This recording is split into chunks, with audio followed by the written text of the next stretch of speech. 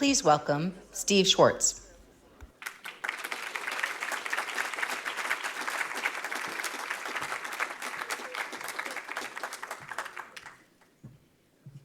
Well, good morning, everybody, and thanks so much for being with us. We couldn't be more thrilled to have Governor Hochul here today, that she has taken the time to be with us. You know, if you think back in the aftermath of the pandemic, there was so much discussion about cities and are cities going to survive? And I think there was so much naysaying on New York City and New York State. And I think we can sit here today and say without question, New York City is back and New York State is back. Our economy is strong. This state is now seen as increasingly a high technology hub. And with the CHIPS Act that was passed as a place where chips will be manufactured in this state. And we very much thank Governor Hochul for her very strong leadership on that. We at Hearst are also so proud of our ownership of the Albany Times-Union and of the role that the Times-Union plays in this state and in all the surrounding communities of our state capital. I want to thank particularly our publisher, George Hearst, for his leadership. We are celebrating this summer the 100th anniversary of Hearst's ownership of the Times-Union, and we thank you. We couldn't be prouder of its role in journalism. Now it's my pleasure to introduce the editor of the Times-Union, a 25-year veteran of the newspaper, Casey Seiler.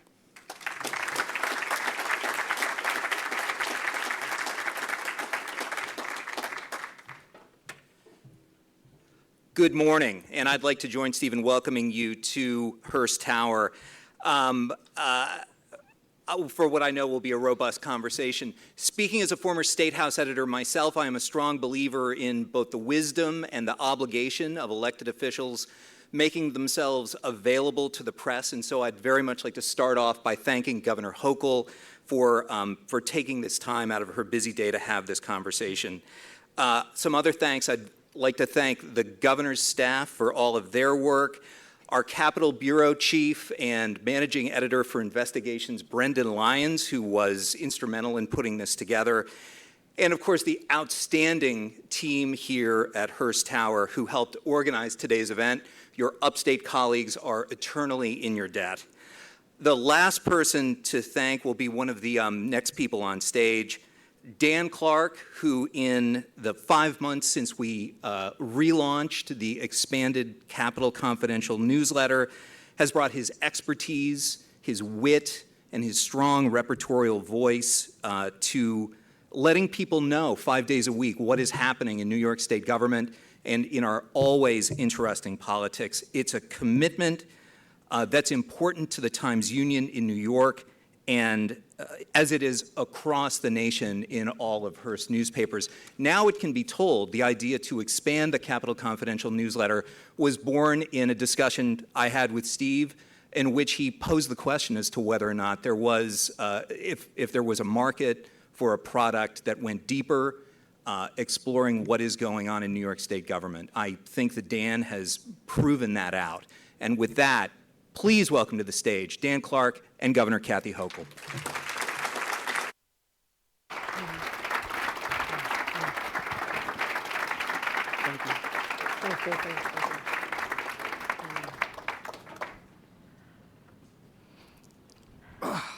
Governor, thank you for being here. Well, welcome to we Hearst coordinated Tower. our outfits so well.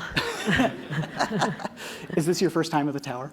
It is my first time, and I had the great pleasure of walking through the Good Housekeeping kitchens and brought back fond memories as a child when I would grab the magazine before my mother did and read all the articles and see it on digital platforms now. So no, it's just fun to be here. This is great. I appreciate the invitation. Yeah, of course. I've never been here either. It's the most beautiful building I've ever been in. I don't know about anybody else. Amazing. I actually want to get to your governorship in a second, but I want to start on politics with you because we saw some news last night come out that reported that Minority Leader Jeffries and Majority Leader Schumer had privately told the president that, if he keeps running, they're going to damage their numbers in the House and the Senate. So we're getting to this point where, more things come out. You've been a big surrogate for him. So I'm assuming you saw that news. What did you think about that? No, and interesting how you define a private conversation. Just an observation. I hope my private conversations are more private than those. But no, first of all, let me thank people for inviting me here today. Sure. And to Steve, who I've known a long time. Thank you for your leadership of this community and this state in many, many different facets. And this organization is extraordinary, the Hearst Corporation, with thousands and thousands of people who call New York home, who are helping build our economy back. And I want to thank my friends at George Hearst. We've had a lovely get-together recently, and really, really impressed with how the TU is so engaged in the issues of the community, not just politics. Again, I live and breathe politics, but caring so deeply about the comeback of a place like upstate New York and the city of Albany, because it doesn't get a lot of attention. And so to Casey and everybody on the team, appreciate all you do. My senior team is here as well, my budget director, my secretary, the governor, my communications team. So they're the ones who I rely on enormously. One talent I do have is finding talent, and I believe I've found that in the individuals who are part of our team as well. So back to the question. Sure. What are we talking about? Is that a good deflection? Did we change the topic? Listen, these are fascinating, unprecedented times in American history. I have spent an enormous amount of time with President Biden, have celebrated incredible milestones for our state, whether it's the Gateway Tunnel, the largest federal infrastructure project in American history. He was there at the advent of that, all the way up to Syracuse, where we can talk about what Micron is going to do to literally transform the entire upstate economy in a very short time. So he's delivered for New York. He's delivered for our country. I believe in his vision. I was with him literally the day after the debate debacle. Oh, right, he came to the city. He was in the city. He was at the dedication of the Stonewall Monument Visitor Center. It was great. He was on the stage with Elton John, energetic, exciting. With some days later, for an hour-plus long meeting in the White House with other governors, he had asked us to come just less than a week after the debate. And he was pressure tested. What are you going to do differently? What's going to go on here? This can't happen again. And but what he said at the outset, I don't think has changed, which is, I'm the nominee. I was selected through the primary process. I've been president. I have a record to run on, and I'm in it to win it. And I looked him in the eyes, and I believed he was sincere. As long as Joe Biden's in it to win it, I'm there with him. But that is my view. And I don't find it, as helpful, because every day we're not talking about Donald Trump. We get one day close to the election. We're not doing our job as Democrats to point out the vast, vast differences in the vision that our parties hold for the future. So I'd like us to get back on track in terms of that. Obviously, if there's a change, there's a change. We're adaptable. We figure anything out. But Joe Biden is our nominee. He's our candidate, and I'm with him. Do you think you'd be disappointed if he decides to drop the nomination? I mean, depending on who the new nominee is, we have no idea who that would be, right? But would it be kind of a moment for you where you're like, darn, we lost my guy? No. Disappointment is something I rarely feel. I mean, I'm adaptable, okay? I know how to handle vast circumstances. And so I believe he's going to stay. If he changes his mind, which I don't have any insight information to know that that's going to happen, I truly do not, then I'm lockstep with our nominee. I'm a Democrat who believes that our vision for the future sets us apart from the vision of the Republican Party, which has already submitted their platform, not what they call their platform, but they call it Project 2025. And if you have not read this, please read it, but not before you go to bed, because you'll be left awake at night with nightmares, to realize what they're planning to do to our country when they seize the power. And yes, he knows a lot more about the machinations of government and then how to wield power. But what will happen with our Supreme Court? What will happen to our institutions? It is a frightening, nightmarish specter, and that's what I want to keep us talking about. With Joe Biden at the top, life changes, we adapt. We focus on those core values as Democrats of who we're fighting for and what will not happen to our country. How do you navigate looking at this moving forward after the assassination attempts? You know, there's a lot of talk about toning down the rhetoric, talking differently. I don't really know what that means, to be honest with you, because in politics today, it's very combative. We're just kind of like arguing with each other all the time. And I understand using different language, but going from here to November, how do you make that point? How do you drive it home with people without making it seem like it's going to create another assassination attempt? Obviously, that was a horrific day in our nation's history. And, you know, we pray for the victim of that shooting, and thank God that the intent of the assassin, you know, the perpetrator was not implemented, they're executed. I mean, it was horrible to think that someone would do what he did. And I'd like to note that he was holding a weapon of mass destruction, which is the common denominator to all of the mass shootings that have occurred in our country in the last 50 years. Getting his hands on a weapon, and no one knows the motivation yet. But for him to get that close to killing the president, the former president of the United States, is terrifying and never should have happened. So we heard both sides talk about condemning violence. Of course, you condemn violence. I condemn violence, whether it's an attack on a person or the attack on our nation's capital. You know, then when the Republicans talk about toning down the rhetoric, happened to flick through the news over the last couple of days, watching the convention. I didn't see a whole lot of evidence of that. I just want to put that out there. I did not see the evidence of that. But you cannot have language that is incendiary, that is an incitement to do anything harmful to another person or an institution. That is crossing the line. And even I'll point out that J.D. Vance crossed the line and talked about America's Hitler and other language that the people who are now lined up behind Donald Trump have said themselves. I mean, those are fairly inflammatory, laden language that is, one would call inflammatory. Yeah. So I would just say this. We will always talk about the differences. We'll talk about the extreme views that one party has. And I can tell you too, I can spend the next 3 hours talking about the extreme views of the Republican Party, but this is not the forum for that, I don't think, unless you want me to. But you can't cross the line. Yeah. You cannot cross that line. And I would love to get back to a time when there was respectful discourse, and not just discourse. I am old enough to remember what collegiality was like on Capitol Hill. I was a young, impressionable attorney for Senator Daniel Patrick Moynihan. Orrin Hatch would come into the office, have a drink. You know, Ted Kennedy would come in, Bob Dole. We worked with everybody, and I worked as a staffer with Republican staffers to work on the last major immigration reform bill in our country, Immigration Control Reform Act of 1987. So I was in an era when Tip O'Neill would go over to the White House and watch a football game with Ronald Reagan. I miss those days. That's I very believe, much not today. Well, I believe that people are still capable of that. It's just the current occupants in some of these positions do not lend them. So Joe Biden's that kind of person.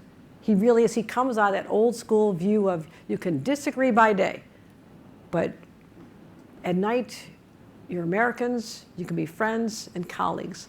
And that's what's missing, but I think it's redeemable. I really do. I will never give up my confidence in the ability of our institutions to continue working. For me, I think, like, over the past decade in particular, the line just kind of keeps on moving, right? As to what's appropriate that you can say in politics and what is inappropriate that you can say in politics. And that's where I look at it and see, how do we bring those lines closer together? How do we get back to that collegiality? And I don't know. I don't have an answer, and I don't know if you do either. It seems like it's so far off from where we were that this is almost just the new normal, like a Mad Max of politics, if you will. The difference between that era and where we are now is social media. Yeah. Because the anonymity that people have for even being recognized, but able to be from a faraway place, and to either espouse views that you would never say to another human being in person, hopefully. Yeah, hopefully their mothers and fathers taught them better than that. I knew how to watch what I said, but when you're in the social media universe, no one has any constraints. And I'm not just talking about politics. I'm talking about how students and children teach each other in school. I mean, I'll talk about mental health of young people any day of the week, because what I have seen is because of social media and how cruel it has become for one person to attack another, or what they're wearing and attacking their boyfriend. It is a constant bombardment of negativity in our political discourse and even in our schools and in our families. That's what has changed so dramatically. And I don't know how you put that genie back in the bottle, Dan. I really don't. I don't either. And I actually, personally, I left social media a few years ago for this reason, because I had all of these people on my news feed, and it went from, these are my friends and family, to suddenly everything I post, there's a negative comment on, criticizing it for no reason. And it's kind of like this echo chamber too, because you'll go on Facebook and you'll only friend the people with your point of view. Totally fine, I get that. But then you're not getting any other information. So when you're challenged on it, you become very defensive, because you've only been told one thing over time. So I totally get the social media aspect of it. And you've been doing work on this in your administration too. And your lieutenant governor has too, with the hate and bias initiative too. Yeah. With him in politics, as you know, you've answered this question before in the past couple of weeks, he came out and said the president should step down as the nominee. Now, moving forward, does that affect your relationship with him? Do you have to repair it? Or is that kind of a let's let bygones be bygones thing? I have said that people are allowed to express their opinions. I just happen to disagree, because I want to focus on defeating Donald Trump. But I have some advice for what you said earlier about the comments. Don't read the comments. I don't anymore. Don't read the. I mean, that's just why I'm in such a healthy place, because people are attacking me, and I'll have dear friends who say, "Oh, I feel so bad for you. I cannot believe what they're saying about you." I said, "Actually, I don't know, so please don't tell me." This goes back to when I was I ran for town board 30 years ago. I've been an elected official for 30 years, and the only way you could hit somebody was at the local newspaper. And sometimes I'd read my little Hamburg Sun, and I'd open up, and my husband had gotten to it first, and like some letter to the editor was cut out. And he's trying to protect me then and now. He still won't let me read the comments. But you have to insulate yourself in journalism as well, I believe, because it can take you to a dark place sometimes. But we get through. We persevere. Yeah, when I was a fact checker for PolitiFact, I used to get death threats all the time. Just emails of people who were upset that I wrote the wrong thing according to them. No, that's frightening as well. And you talk about how we have to protect elected officials. Members of the media are very exposed because they will give their strong opinion. They're expected to give strong opinions, but in this environment now, I think that's something it is a risk. It is a risk when you say what you believe as a journalist, if you're giving an opinion or a certain angle you take in a story. I respect the integrity of journalism and institutions like Hearst, but also the Times Union.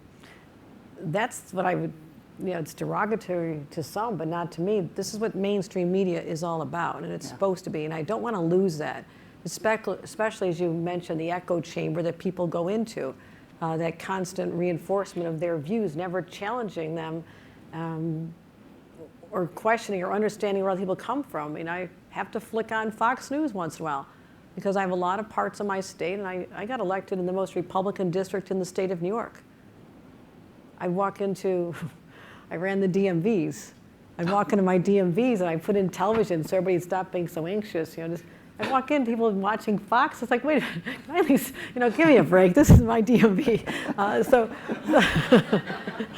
So there are different points of view. That's all right. That's what America's all about.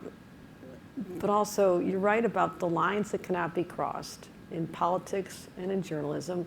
And if we could have more filters, and I don't know how it works, but you mentioned what we're doing in social media with the young people. No state in the nation has gone out on this courageous journey that we're on, because there's a lot of opposition from powerful forces to say that the status quo is fine, and I say it's not fine. Have you talked to a teenager lately?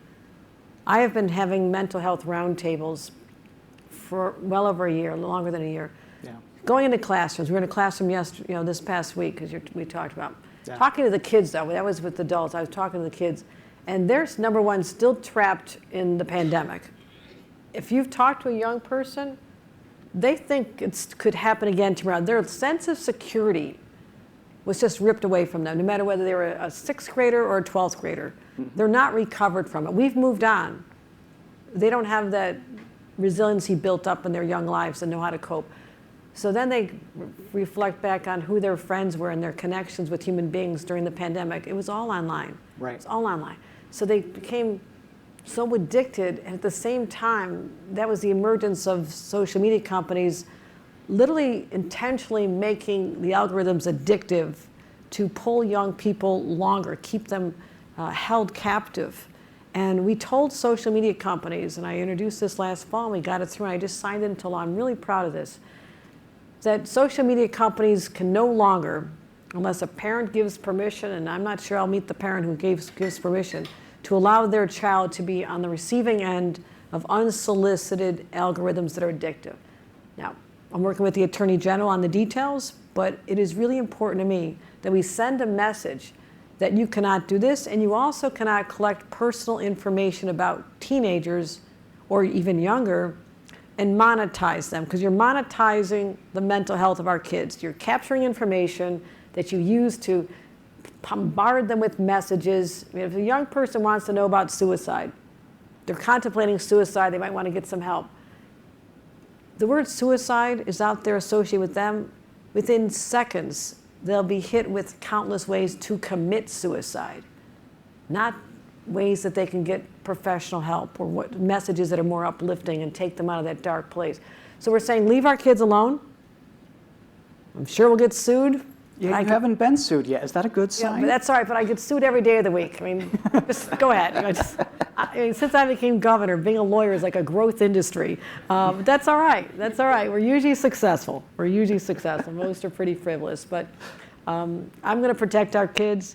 And the conversation we were having this past week is with cell phones. Because how is this information penetrating our children's lives throughout the day if they're in school? Because they're sneaking the look at the cell phone throughout the day. Yeah. And we launched the conversation. I'm going to get more data from our teachers and parents and administrators, but I've already started, and they're wildly supportive of a statewide ban on cell phones. We're not there yet in terms of mechanics, how it works, more data I want to gather, but a lot of the school districts do not want to be the heavies. Yeah. And I said, that's my job.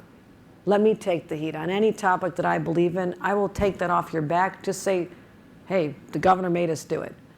And the conversation that I repeated at our press conference about the Schoharie school superintendent, 2 years now they've gone distraction-free.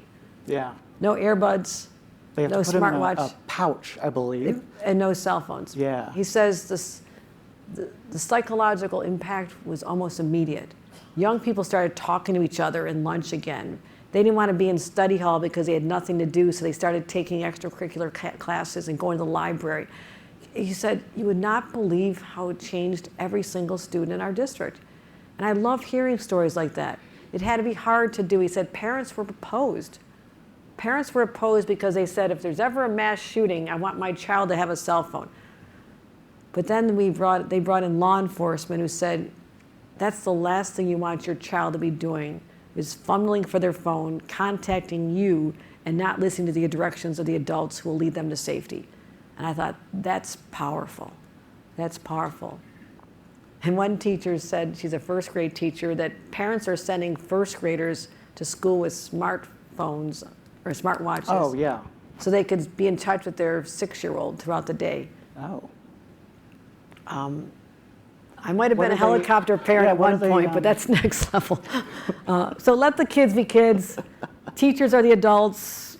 You know, let's get back to this old school view of the world where they should be learning, they should be playing, they should be emerging as well-adjusted adults, not ones who don't know how to interact with other people. And I'll tell you, as future employers, that's what you want to have. You want to have healthy, open-minded young people emerge from our school systems and not have people who need the mental health services that I now have to put in schools, because this has gone too far without anybody standing up and saying enough is enough, and I'm that person. this is all geared, as you said, towards mental health for children. When we sat down about 2 years ago, I had asked you at the time how you deal with your own mental health. Has that changed at all? You're 3 years into this job now. How do you cope? Because, listen, I go to work and back every day and I'm exhausted. You fly from Rome to Manhattan to Buffalo in one day or something. At least I'm not driving. Yeah. I used to drive. I love what I do, Dan. I love what I do. I just got off the phone with the CEO of Corning, who's doing great expansion in one of our great legacy industries, and they're so excited about what we're doing with artificial intelligence. Gen AI is opening new doors for Corning where they're going to be expanding even more. So it's an exciting era. And he was calling to thank me for what I'm doing with artificial intelligence. But he asked about local politics and national politics, and he says, how are you so optimistic? He goes, because I said, we're going to get through that. We're going to be fine. I said, I've been through the wars. I've been there. I've been tested. And I've even raised teenagers and survived it. I mean, I feel I can do anything. And I love what I do every single day. But it puts my life in perspective. I am so blessed to come from a family that started in a trailer park. Very few people got out of that trailer park. I still visit it when I'm back home. And I'm lucky. And I've seized opportunities. I had the gift of good public education. And when I go to a place like Rome yesterday, and I meet a family literally sitting dazed on the street waiting for people to give them some food. A mom, daughter, son, 1-year-old grandchild who were in a trailer, it reminded me of my own parents, that the 130-mile-an-hour winds ripped off the platform and flipped, and they had nothing. Yeah. That puts life in perspective very quickly. I will never complain about negativity or someone did this or that. I'm lucky, I'm fortunate, and there's no job on earth I'd rather be doing than being the governor of the state of New York. Do you, when you think about where you started, your upbringing, how does that affect your decision making? Because you have been, I think your life, you've gone from very different places to very different places, right? As you said, starting in a trailer park, now you're governor of the state of New York. When I write stories, I take comfort in the fact that I grew up in the middle of New York in Shenango County, a very poor community, moved to Albany, which is a very different place, obviously not as big and great as New York City. And I put that in my stories. There's a balance there. Do you see it the same way? I do. And I've, for those who think she's from Buffalo, what does she know about New York? I became lieutenant governor, started running in 2014. Yeah. I basically moved to the city. I lived in a hotel, became best friends with everybody who worked at the hotel. They're wonderful people. When I got my apartment 6 months ago, I was sad to leave them. They threw me a party because I was one of them, and I was respectful and I got to know them. But I've lived in this city. I've walked the streets. I've taken the subway. I put on a baseball cap, a ponytail, and a pair of glasses. Nobody knows who I am. I go to a diner almost every morning. You don't have the seal on your shirt? Nah, I'm good. I go in, this is like the first time I've been glad to be short. I can zip in and out of crowds and no one knows it's me. I really, I go to a baseball game.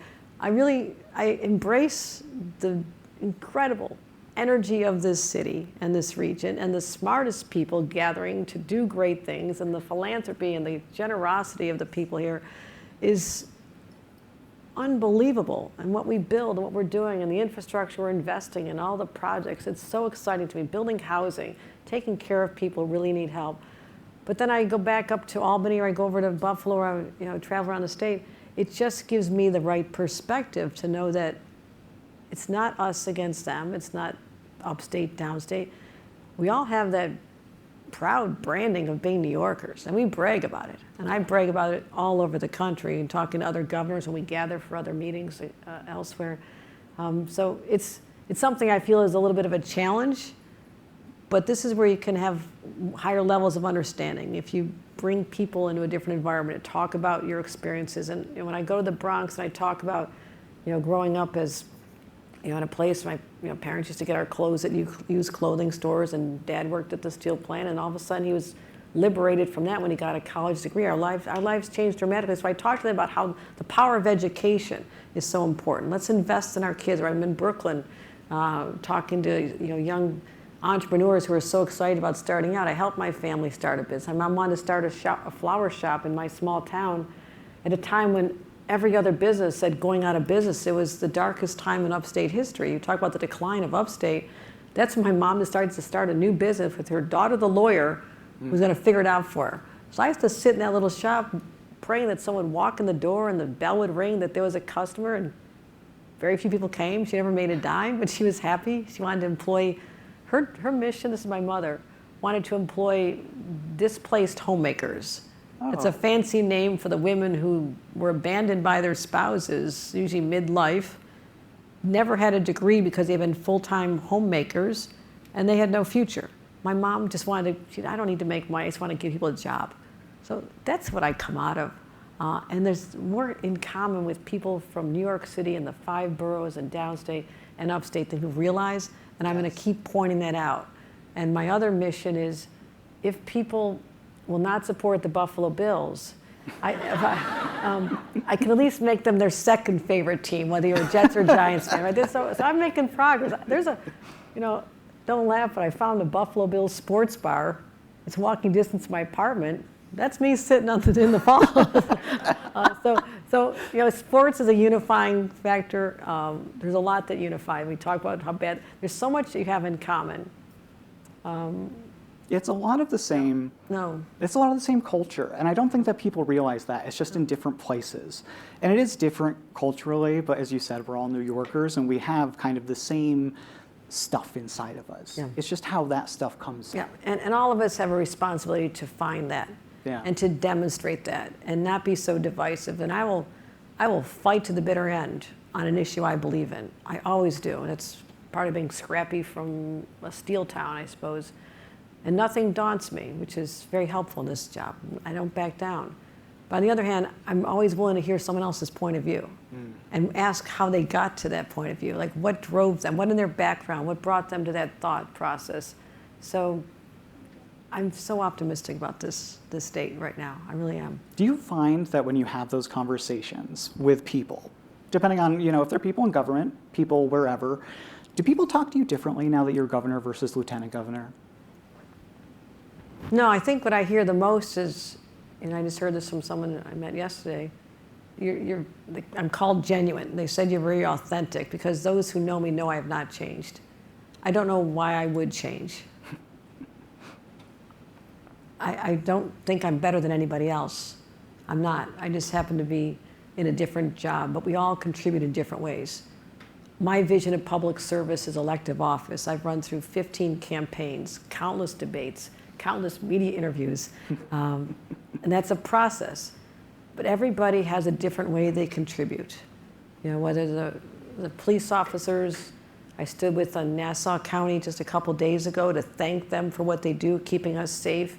I couldn't make the subway safety announcement yesterday. I was invited to go with Jano Lieber and the mayor, but I had to be unexpectedly up in Rome because of the tornadoes. Yeah. But those are differences you're making. The National Guard standing down there, the police officers, the people who go off to work at their jobs as home health care aides. Everybody contributes to the state, but also to the betterment of society through their respective roles. I just happen to have a role that's a little bit unusual. There's only been 57 of us who've done it before. Not a whole lot of women, but. I mean, there's only one of you and 19 million of us, I guess. I want to ask you about congestion pricing, because we're kind of getting close to the end of the hour. But this was the #1 requested thing that I talked to you about, congestion pricing. What I'm curious about, take me in the moment when you decided that you wanted to put it on an indefinite pause, because I assume it was during a meeting or maybe you were talking to somebody. When did that switch flip? I also absorb a lot of information. Yeah. Many sources, whether I'm reading reports, statistics, what's behind a study, what's behind a decision.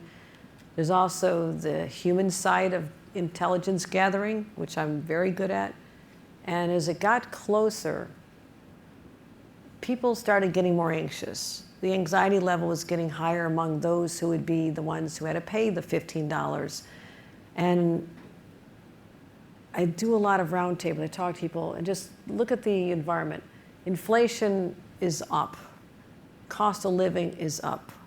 Stress in families is up. Our desire to get people to come back from remote jobs or to come back to the city is intense. We have to do that as part of our recovery.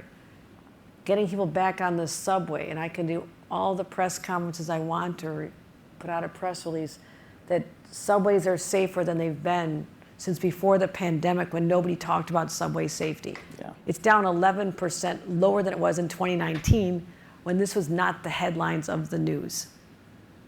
So all this is going on. People are still feeling anxious. Prices are going up. And all of a sudden, as it's getting closer, people's anxiety level starts getting higher. And I'm looking back and saying, at what point do we just say, let's not do this right now? Let's let people know we're listening to them. That we're not tone deaf to those who will be paying this price. The teachers who will be paying $3,800 more a year because they come in 5 days a week. They don't have an option. The hospital workers at NYU Langone, all of them would have to pay more. These nurses and aides have to pay more to go to their jobs. The hotel workers, I walked into a kitchen at the Sheraton when I was walking. I never get to walk in the entrances of buildings anymore. It's kind of, I hear they have beautiful lobbies, but I always come in through a back way. This one's great. It was a very nice lobby. But I walked into, after we made the decision, I walked into a room of people that were all dressed up, the hotel wait staff, they're gonna go serve breakfast to 500 people. And I got a standing ovation, and I didn't understand why. And they said, thank you, because we would have had to pay this. We're coming in from Staten Island, we're coming in from here. So the voices that are the loudest don't support it. I understand that there's a lot of powerful voices who don't agree with my temporary pause. But I want them to know that this was not a wake up one day and just do something. But I could not wake up the day after and say I didn't try. I couldn't do that to the people of New York at this moment in time. So in the process, I'm spending an enormous amount of my time with my team, experts, talking about the objectives of congestion pricing. What were we striving for? 2 objectives. One is reduce congestion, but not just to have the streets more open and easier, more passable, but also the idea of reducing emissions in the process, right? I mean, that was the benefit. And we're continuing to forge ahead with our clean energy goals, and they're challenging. Again, the world has changed since 2019 when all these went into effect. And this is when the bail laws were done. This is when, the environmental laws were changed. This is when congestion. There's a pattern there that this is when the legislature shifted, and there were different priorities and adopted by my predecessor. It was a different time, but I can't be caught in the past of 2019 and make my decisions into 2024, 2025 based on that, because a lot has changed. So we're studying ways that we can be reducing, looking at traffic patterns now and parking and where so many of the trucks, the business coming from. Yeah. Everybody should just ask themselves how many times you have deliveries to you personally in a week that you, in the old days before the pandemic, would have gone out and got yourself. You would have walked to the store. You would have maybe not ordered one item at a time if you were delivering. You'd order everything at once. So all of us and those who used to walk to get dinner and get takeout, you look like you're guilty. You're smiling. Yeah, because I get like 6 Amazon packages a week. Is the thing. But did you always get 6? Did you get No. Okay, so that's 6 drives to your house there. Exactly. Okay, so we all have a role to play to examine our own behavior, which is fine. But we want to reduce congestion. There are other ways in addition or as well. There are ways to deal with the environmental challenges. I mean, buildings themselves are the greatest emitters of greenhouse gases. Right. And we know that, and we're doing a lot on that strategy. But also money for the MTA. And does anybody seriously think that as the architect of the bailout program 1 year ago, when we saved the MTA, and I remember people saying, does she even care about the MTA? She's from Buffalo. I was like, I'm so sick of that. I do care. I understand it's the lifeblood of this region. We don't function. We shut down. And I cannot have the economic powerhouse of the state of New York shut down. It must be invested in, not just the maintenance, but also the signals. I have security cameras going on every single train, every single car. That'll be done by the end of the year because I said so. And this was supposed to be a many-year process. I said, no, it's going to be done sooner.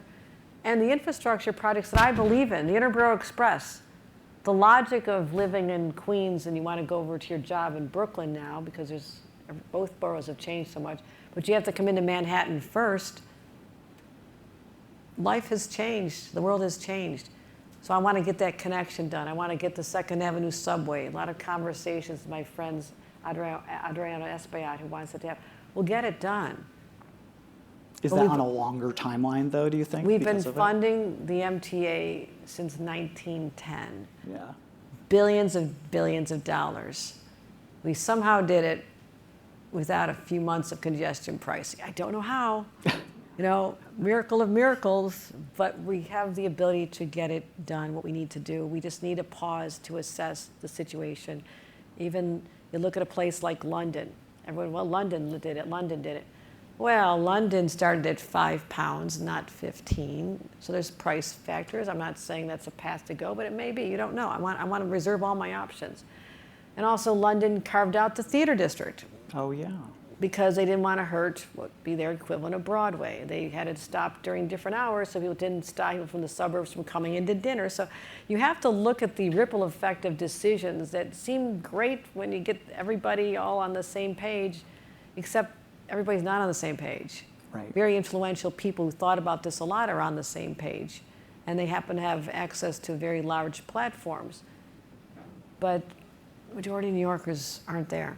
I want to ask you about the climate goals that you mentioned, because there was an audit from the State Controller's Office this week that, to paraphrase, said planning hasn't been great with the PSC and NYSERDA, so we're probably not going to meet those goals by the times that they prescribe. Do you think, first of all, do you agree with that? And second of all, can you get that back on track, or do we need to rethink that timeline of those goals? Listen, there's no one who comes out of one of the most toxic parts of our state like I did. I used to watch the pollution being dumped into Lake Erie, one of the world's largest freshwater lakes, and it looked like molten lava dumping out of the steel plant where Dad and Grandpa worked, went into Lake Erie.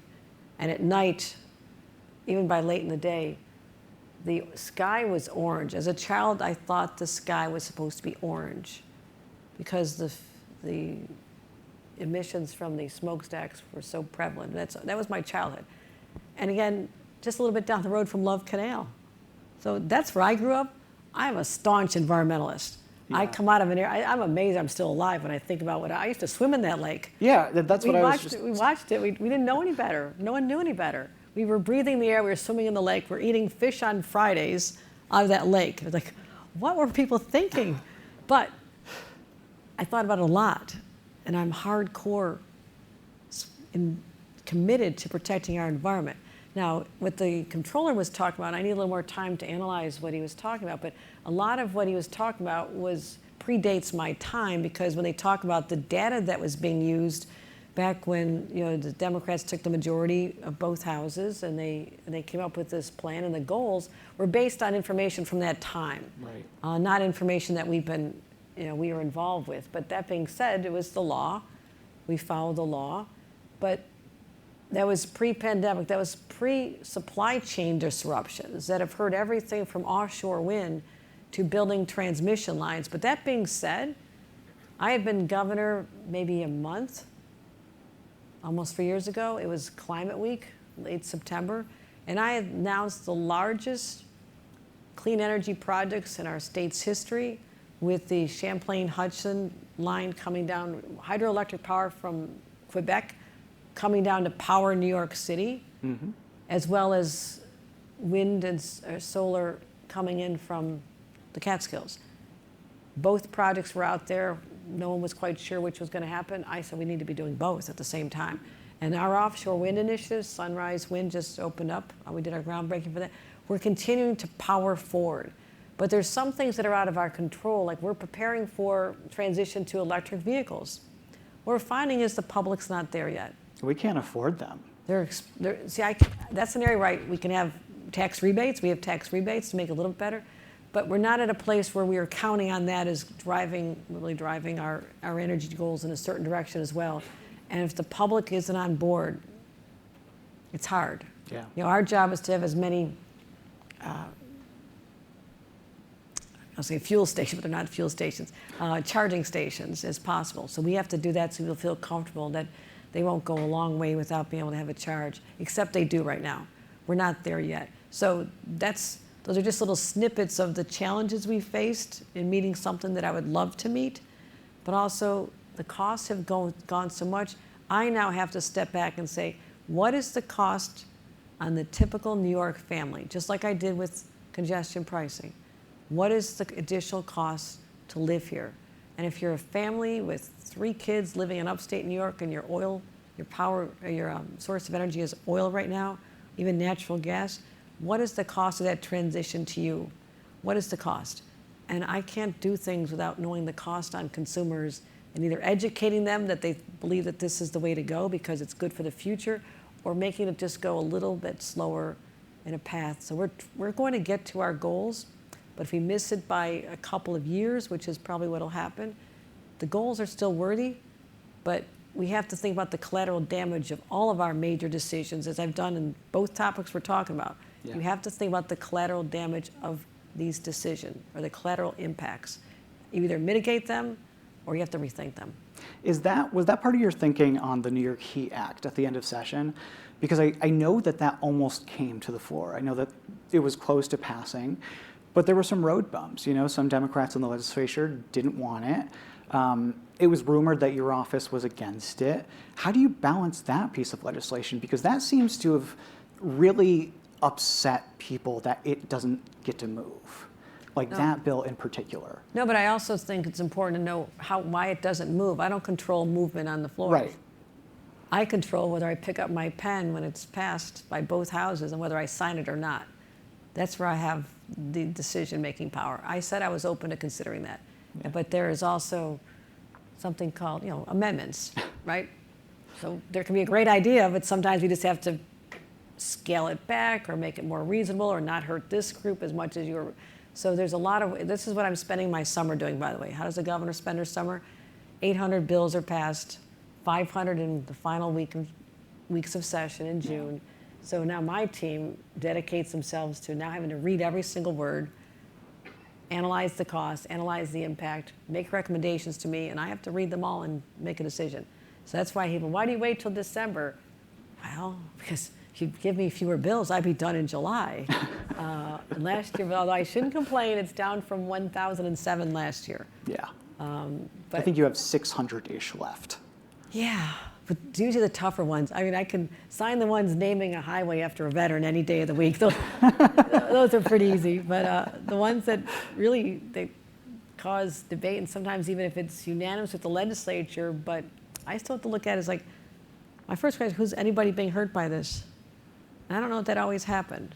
What is the effect of this? Is it good? Yeah. I want to end with you. We have a few minutes left. I want to end with you on housing, because I told my editor and his editor that I wanted to ask you a question about housing, because I've been looking for a house for 3 years in the Albany area. And the legislature passed this short-term rental bill to kind of limit Airbnbs. But there's this other problem too, especially upstate. I don't think it's a problem in New York City as well, but upstate, there's this problem where a house goes on the market and house flippers and corporations snatch it up within 24 hours. And it's created this vacuum where people like me can no longer afford the homes because they flip them, they make them too expensive. Is that on your radar? Because you negotiated this landmark housing package this year with the legislature, and there wasn't anything in there on that, but I don't know if that's as widespreadly known. Mm-hmm. The answer is one word: supply. If there was enough supply, if people, communities, decision makers throughout the state would have opened up the door for more housing to be built, you would be able to have a house by now. And that's tragic to me, because you should be able to have a house. That's the American dream that we were raised with, right? Yeah. Maybe it's more of an upstate. Here it's like if you can get out of your parents' basement and get your own apartment, it's the dream because of the cost of everything is so much higher. But it's because communities are resistant, once people are in, to opening up the door to the others. And multi-family housing, which everybody has this image like, oh, that's the low-income housing. It's not. I live in multifamily housing. Yeah, multifamily means there's other people on the, I live in multifamily housing. Yeah. You're here and in Buffalo, okay? There's other neighbors. We're friends, we talk, take the elevator together. But the cost of home ownership is so prohibitive for young people, it's heartbreaking. It really is. But I'm trying, and I was out in Long Island talking about this, our pro-housing communities initiative, because I was told everybody wants carrots, not sticks. I gave them a lot of carrots, $650 million worth of carrots, to incentivize communities that, here's a pot of money that I know you all want.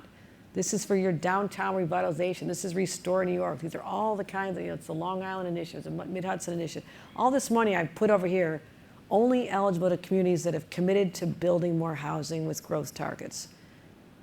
At first, there were only 20 communities.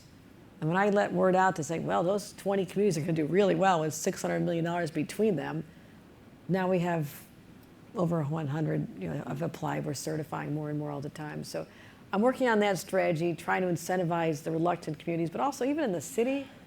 This is not your question because you're asking about housing upstate, but why are there so many barriers? Why was there even restriction on converting abandoned office space to housing? Wouldn't that make sense to have Midtown? I mean, we kind of know now what's going to be filled up and what's not going to be. A couple of years after the pandemic, still not sure. But now we have office buildings that are not fully occupied. I get that. Why aren't we allowing that to be converted to housing? Now, here's the issue. It's a lot more expensive to convert than especially those with large floor plans. So you give an incentive, right? You make it worthwhile for a developer to do that. But for some, in Albany, that is so taboo. What do you mean we're going to incentivize something like that to happen for rich people? No. so that's the challenge I have. I could have done even more. I was dedicated to doing more, but I have to work in the confines of compromise. So what we came away with, as you said, a landmark, it is extraordinary that we got as much as we did to incentivize developers for housing, but also break down the barriers, even the floor to ceiling ratios. I mean, there are restrictions there. I think there should be more transit-oriented development. If there is a train station in your community, why not take that parking lot that people leave their vehicle in all day and put up maybe a 4-story building, 5-story building? People can live there, nice restaurant on the roof or a swimming pool, retail on the first floor, and wedge in a few floors of parking. So you actually can double or triple the ability to park more vehicles. So I think about housing all the time, and I want to get to a point where someone like you has a choice that you can go around like I did when I was younger. Even though interest rates were 13% on my first house. So I get a little house. But that should not be a barrier to you achieving your dreams. And that pains me here in the state of New York. We're still working on it. Do you think, and this is the last question because you got to go. I said the last one was?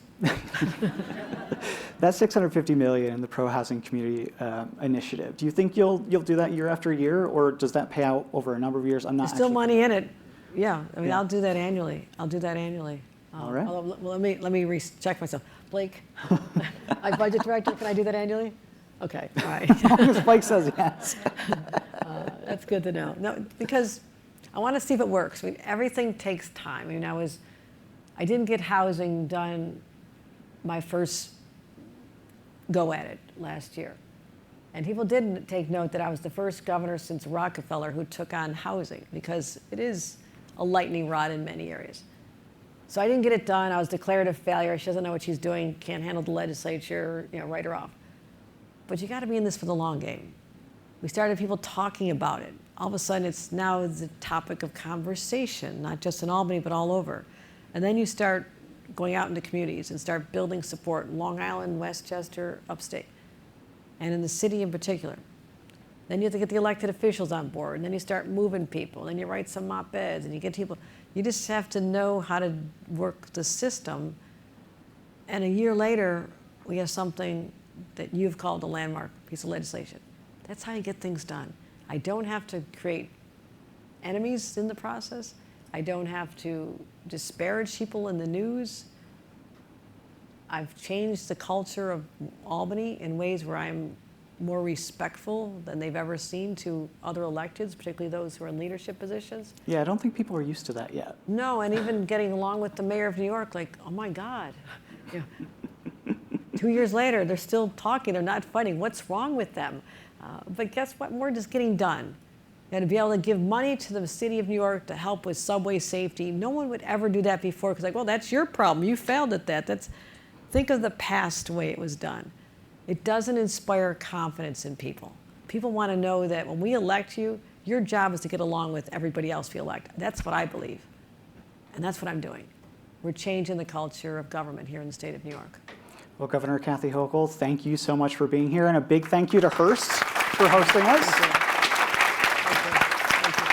Thank you. All right. You're all set.